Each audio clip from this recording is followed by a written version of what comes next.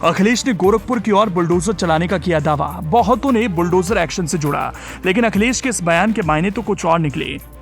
अखिलेश के इस बयान के मायने योगी समझ गए, इसीलिए अखिलेश पर भड़क गए, लेकिन झुके सीएम योगी को कह के चुनौती दे दी। गोरखपुर में सपा ने जो अब तक नहीं किया, अखिलेश सीएम योगी को चुनौती देकर उनके गढ़ में बड़ा करने वाले हैं। पिछले 2 दिनों में यूपी की राजनीति में बुलडोजर पर सपा अध्यक्ष अखिलेश यादव और मुख्यमंत्री योगी आदित्यनाथ के बीच जो जुबानी संघर्ष जारी है वो किसी से छिपा नहीं। अखिलेश यादव ने कहा है कि 2027 में सपा की सरकार बनने के बाद सभी बुलडोजरों का रुख गोरखपुर की ओर होगा। इस पर पलटवार करते हुए सीएम योगी ने कहा कि बुलडोजर वही चला सकता है जिसके पास दिल और दिमाग दोनों हैं। इसके बाद फिर अखिलेश यादव ने निशाना साधा और कहा कि बुलडोजर दिमाग से नहीं स्टीयरिंग से चलता है। दूर से आप सबको लग रहा होगा सीएम योगी के बुलडोजर एक्शन को लेकर बहस हो रही है, लेकिन असल बात कुछ और है जो अखिलेश योगी को कहना चाह रहे हैं। योगी अखिलेश की कही बात को समझ गए और उसी पर अब भड़क भी गए। दरअसल यूपी की 10 विधानसभा सीटों पर होने वाले उपचुनाव को लेकर राजनीतिक तपिश बढ़ गई है और अब बुलडोजर के बहाने सियासी समीकरण साधने का दांव चला जा रहा है। अखिलेश सत्ता में आने पर बुलडोजर को गोरखपुर की तरफ मोड़ने की बात कर रहे हो, लेकिन 2024 के चुनाव में यूपी में ऐतिहासिक प्रदर्शन करने वाली सपा का बुलडोजर गोरखपुर इलाके में सियासी रंग नहीं दिखा सका। समाजवादी पार्टी अपने सियासी इतिहास में सबसे ज्यादा सीटें इस बार के चुनाव में जीतने में कामयाब रही। सूबे की 80 संसदीय सीटों में से सपा सबसे ज्यादा 37 सीटें जीती।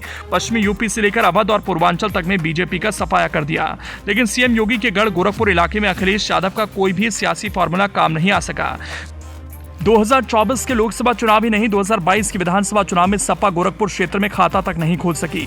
अब अखिलेश ने इसे एक चुनौती के तौर पर लिया। एक तरह से सीएम योगी को बुलडोजर एक्शन के जरिए बताने का प्रयास कर रहे हैं, आपके गढ़ में घुसकर सारी सीटें जीतेंगे। सीएम योगी अखिलेश की ओर से मिली चुनौती को पूरी तरह से समझ गए।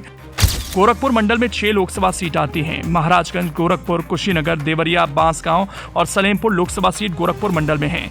2024 के लोकसभा चुनाव में इंडिया गठबंधन के तहत 4 सीटों पर सपा ने उम्मीदवार उतारे थे और 2 सीट पर कांग्रेस ने चुनाव लड़ा था।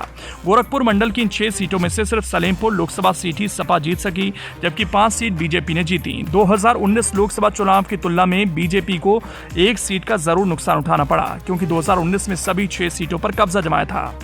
2022 के विधानसभा चुनाव में सपा गोरखपुर मंडल में खाता तक नहीं खोल सकी। गोरखपुर मंडल में 4 जिले आते हैं और इन 4 जिलों में कुल 28 सीटें आती हैं। सपा ने 2022 के चुनाव में छोटे छोटे दलों के साथ मिलकर गठबंधन किया था। सुभाषपा के प्रमुख ओम प्रकाश राजभर भी 2022 में सपा गठबंधन के साथ थे। इसके बाद भी सपा को एक भी सीट नहीं मिली। गोरखपुर की 9, देवरिया की 7 और कुशीनगर की 7 सीटें शामिल हैं, जिनमें एक भी सीट किसी भी विपक्षी दल को नहीं मिली। इसके अलावा महाराजगंज की 5 सीटों में से 1 सीट कांग्रेस ने जीती थी और बाकी 4 सीटें बीजेपी को मिली थीं। इस तरह गोरखपुर मंडल के 28 में से 27 सीटों पर बीजेपी के विधायक चुने गए थे। सीएम योगी आदित्यनाथ की गढ़ माने जाने वाले गोरखपुर क्षेत्र में बीजेपी अभी भी सर्वोच्च शिखर पर है। यूपी के सत्ता की कमान मिलने के बाद सीएम योगी ने गोरखपुर मंडल को बीजेपी के सियासी किले के रूप में तब्दील किया, लेकिन मुख्यमंत्री बनने के बाद 2018 में गोरखपुर लोकसभा सीट पर हुए उपचुनाव में मिली बीजेपी की हार ने सीएम योगी को हिलाकर रख दिया था। इसके बाद सीएम योगी ने निषाद पार्टी के नेता संजय निषाद को अपने साथ मिलाया और सपा से उपचुनाव जीतने वाले संजय निषाद को भी अपने खेमे में ले आए। इतना ही नहीं, गोरखपुर क्षेत्र में बीजेपी के सियासी आधार को मजबूत करने का काम योगी ने किया। 2024 का लोकसभा चुनाव हो या फिर 2022 का विधानसभा, विपक्ष अकेले, अलग अलग और मिलकर भी बीजेपी को गोरखपुर इलाके में मात नहीं दे पाया। इतना ही नहीं, मत प्रतिशत तक नहीं पहुंच पाई।